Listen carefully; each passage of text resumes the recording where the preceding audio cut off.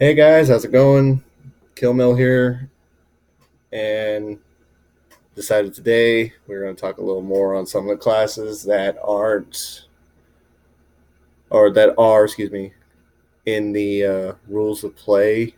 And I figured I would also go a little more deep into it, talk about things about the class, ups and downs, what they can do, what they cannot do. Probably cannot do is going to be a little harder because cannot do is kind of a personal preference kind of thing. So the first class we're going to talk about today is the Archer. Now, the Archer is one of the few range classes that can use a bow. But first, let's go ahead and get into garb for it real quick. Since the garb is mostly for all classes going to be medieval sword sorcery style looking garb and a sash, let's go ahead and throw the sash on for the class, which is orange. Now, Now, now I am currently denoting that I am going to be playing an archer. I do understand that it is a little. I do understand that my camera is a little dark. I do apologize, but now that I'm denoting an archer, what can I use? Well, I can use a bow. I can also use a dagger or a short weapon. I can also wield two. I can also wear 2 points of armor. So any armor that can be worn that is 2 points, an archer can wear. However,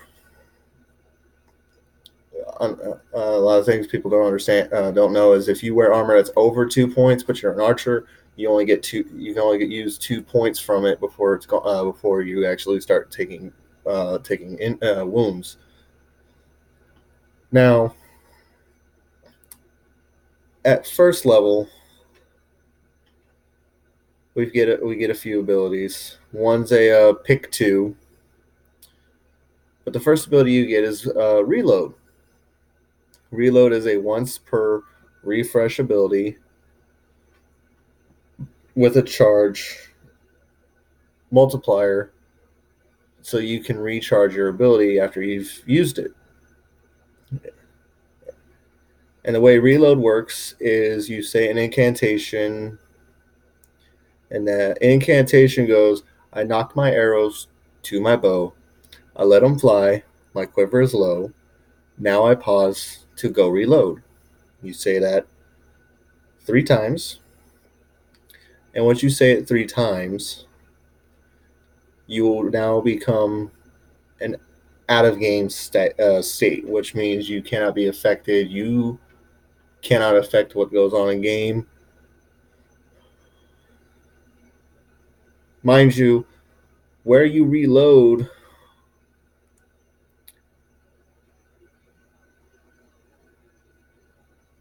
where you cast reload at is where you have to return to. So it's best to denote where you left by using some kind of a marker. You know, drop a weapon right there.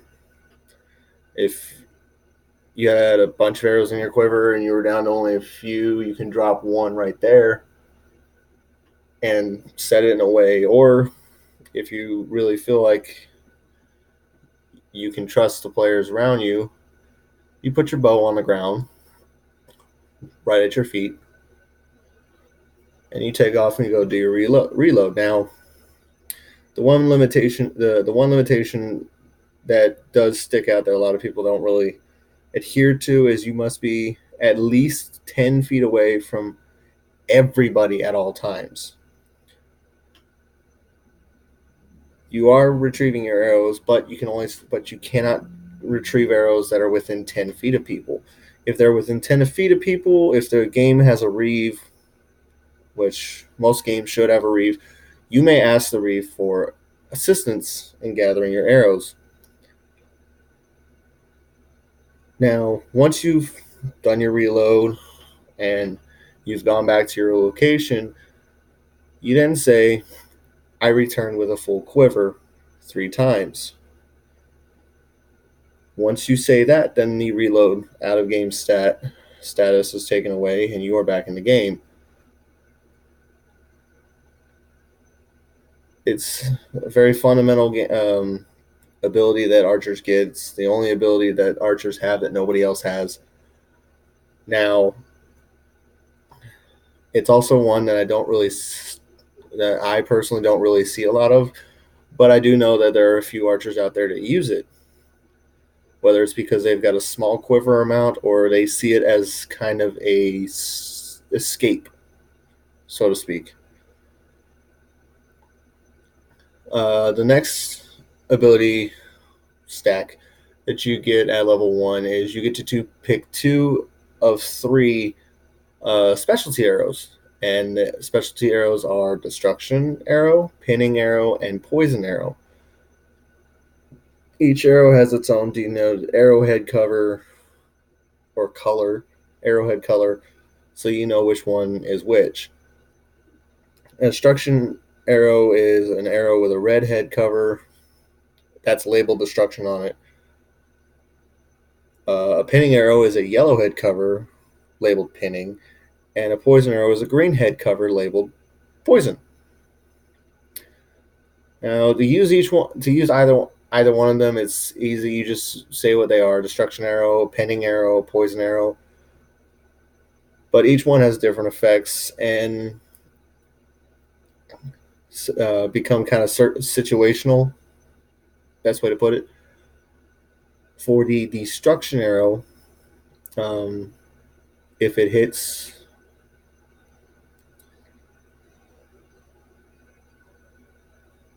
any armor or shields, it is treated as if the arrow is treated as armor destroying and shield destroying.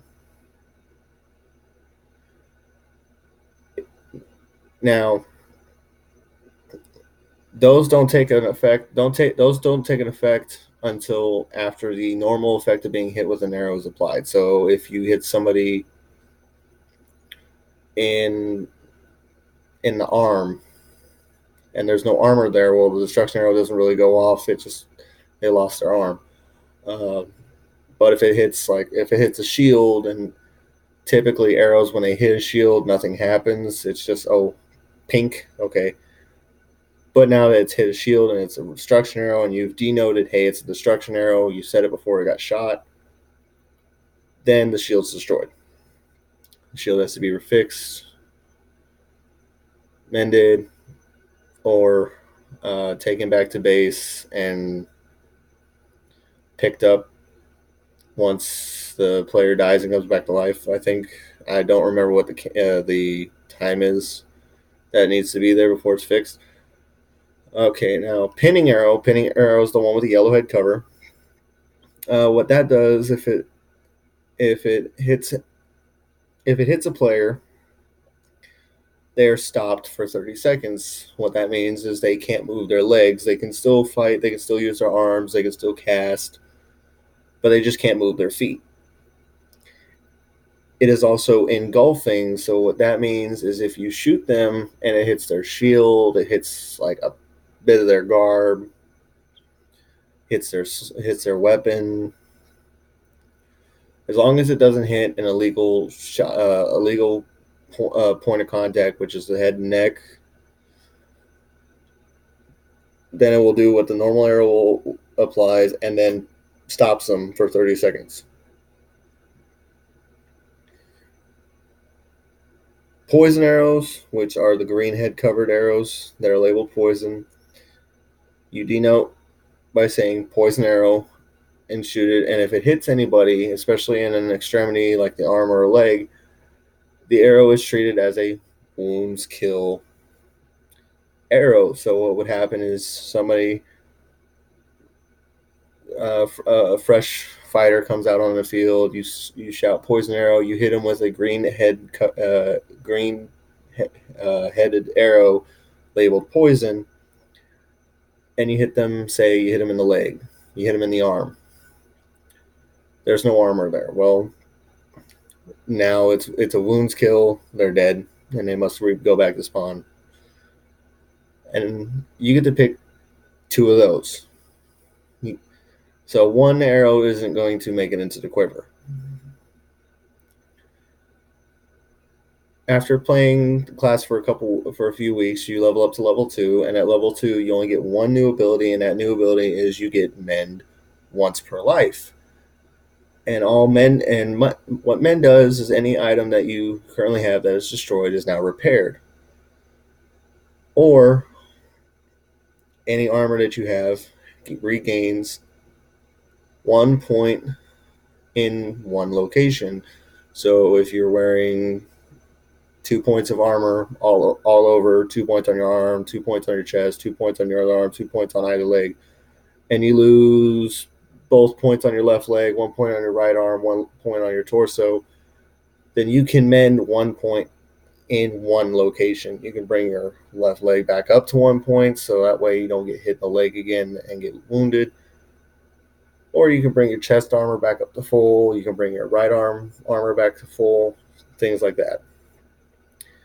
At level 3, after playing a class for a few more weeks and level up to level 3, you get to pick 2 more specialty arrows from the 3. You get to pick from destruction, pinning, or poison arrow. Play for a little longer, and you get the new arrow called a suppression arrow. Now, suppression arrow is an arrow with a purple head cover labeled suppression. And what that does is when you fire it, after saying suppression arrow, you fire it and it hits anybody. Any player struck by this arrow is suppressed for 30 seconds. And what suppressed means is they can't cast. They can't activate any abilities or any magic for 30 seconds. This arrow is also engulfing, which means even if it tags their tunic, their pants, it doesn't exactly hit them, but it hits something on them, then they no longer can cast or activate abilities for 30 seconds. At level 5, after playing a little longer, at level 5, you get picked 2 more arrows out of the original 3, the destruction, pinning, and poison. So at that point, you should have 7 specialty arrows. Oh, excuse me. 7.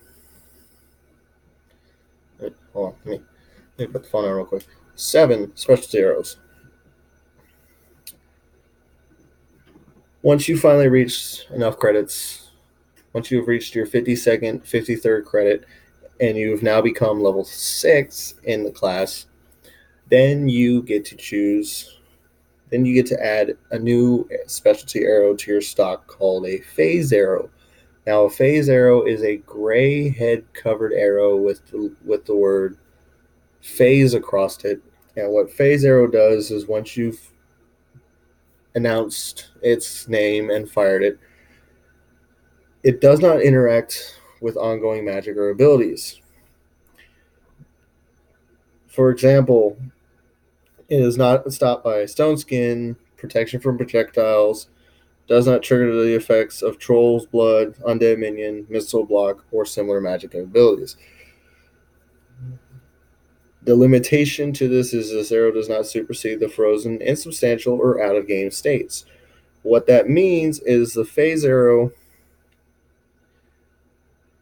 will pretty much, from the way it's written, is phase arrows do not interact with magical armor, do not affect stone skin, bark skin. If somebody gets protection from projectiles casted on them, it doesn't stop that. Missile block, which is a monk's ability, which we'll be talking about in the monk's video, does not save the monk from this arrow. It will harm the monk. Now the Troll's Blood, Undead Minion, the death effects on those is Troll's Blood. If you die, you actually become frozen for 30 seconds, and then you come back to life. It's the same form of Phoenix Tears, which will do the same thing. Undead Minion, what that does is instead of dying, you become insubstantial and you go back to the person that casted it on you so they can bring you back to life. Phase arrow does not trigger any of that. If it hits you, it pretty much kills. It pretty much is a one and done. You're dead after getting hit. Now, there's an optional ability you get at level 6, and that optional ability is to change the archer to what's called a sniper prestige class. And what the sniper ability does is it allows the archer to carry any number of specialty arrows that they wish, that they can, of each type, which means you can carry a boatload of destruction arrows, pinning arrows, poison arrows, suppression arrows, phase arrows. You can carry all of them. You don't have to only carry so many of this, so many of that, so many of this, so many of that. You can fill up your quiver with as many of them as you want. However, it turns the frequency of the arrows. Mind you, all the arrows at this point have been unlimited use, which means you can pick it up, say its name, and fire it again. That's how it was. But as a sniper, it now becomes once per life with a charge incantation of 3 times.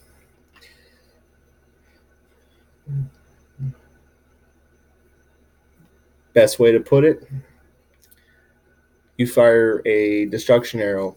Well, now you have to say the charge incantation 3 times before you can fire another destruction arrow.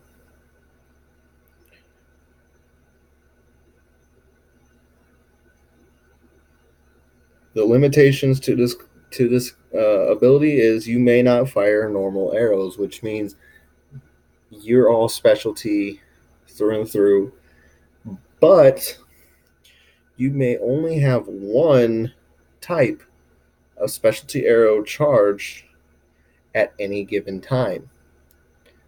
What does that mean? That means you can carry all these arrows, but you can only have one charged.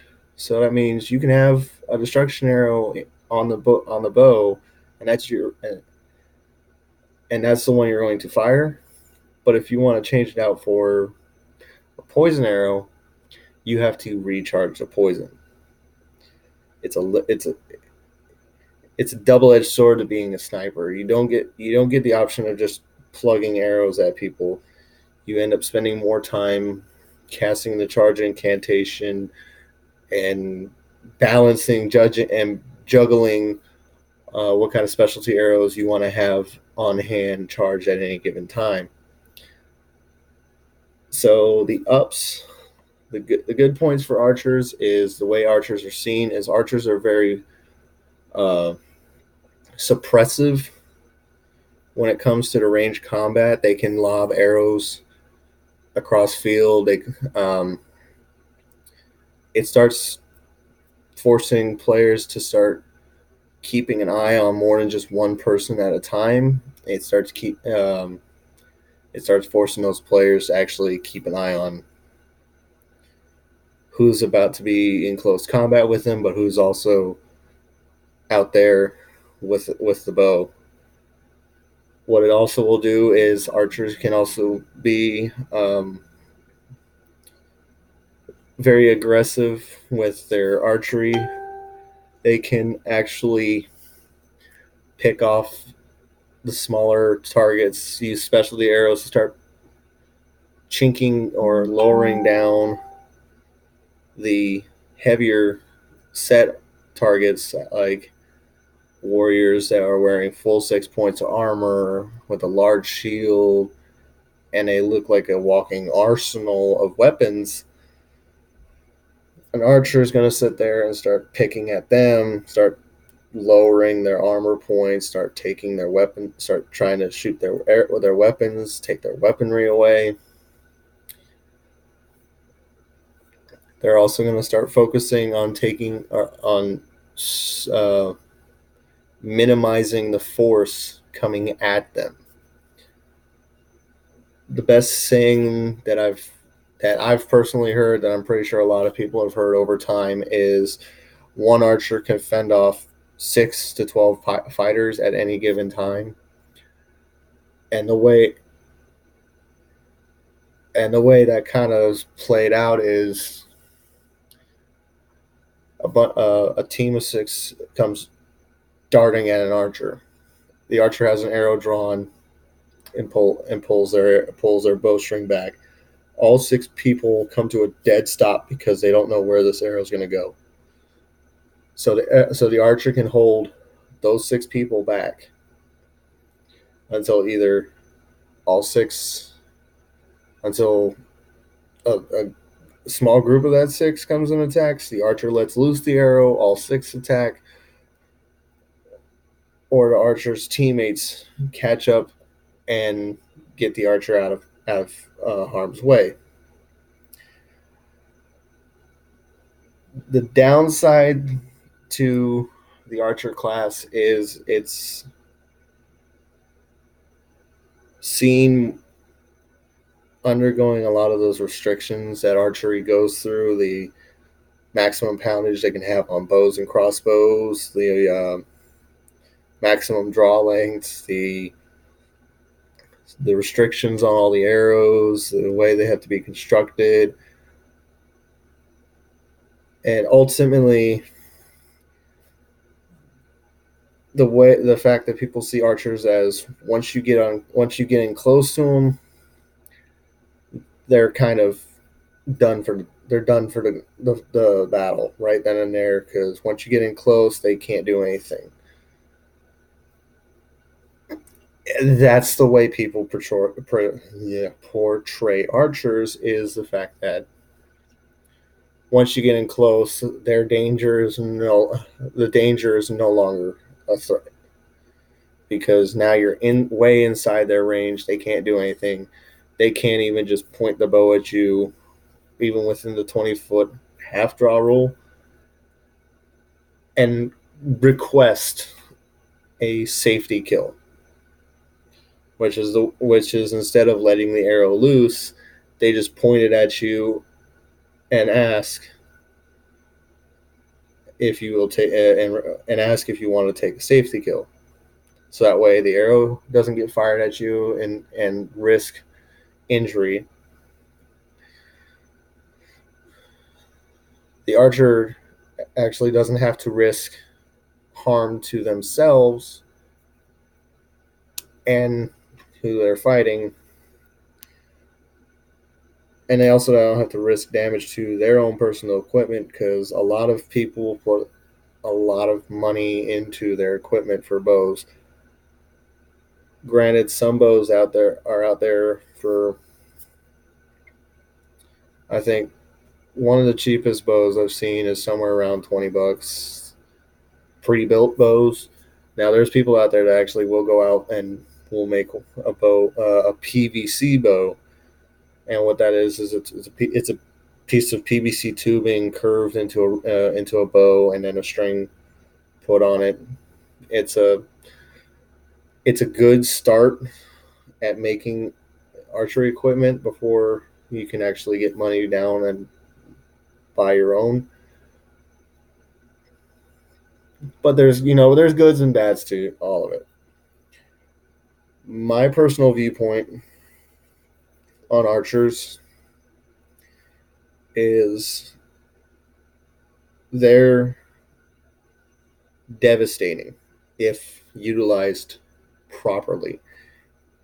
If an archer's going out there willy-nilly just shooting left and right, just unleashing arrows in all directions, then they're not going to be as effective as the archer that is picking off targets, is stepping off to the side from their team to help give them a better vantage point, is taking certain specialty arrows in different loadouts, so that way they can help work around certain game objectives. If utilized correctly, I personally believe archers are a very devastating class to play as. They've always been kind of a devastating class to play as. Their main drawback is a lot of times it's the money that people have to put into the class to play it.